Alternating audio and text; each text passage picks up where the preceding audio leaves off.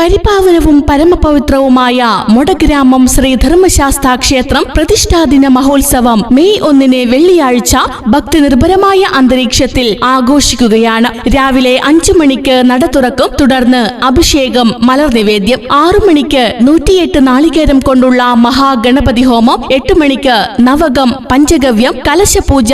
തുടർന്ന് ഉപദേവന്മാരുടെ കലശാഭിഷേകം. 9:30 നടക്കുന്ന മാതൃസംഗമത്തിൽ ശ്രീമതി ഇന്ദിരക്കുട്ടി ടീച്ചർ കുണ്ടംകുഴി മുഖ്യ പ്രഭാഷണം നടത്തും. 11:30 നവകാഭിഷേകം. 12 മണിക്ക് മഹാപൂജ, പ്രസാദ വിതരണം. തുടർന്ന് അന്നദാനം. വൈകുന്നേരം 5 മണിക്ക് നട തുറക്കൽ. 5:30 വിവിധ ക്ഷേത്ര മാതൃസമിതികൾ അവതരിപ്പിക്കുന്ന തിരുവാതിര. 6 മണിക്ക് ദീപാരാധന.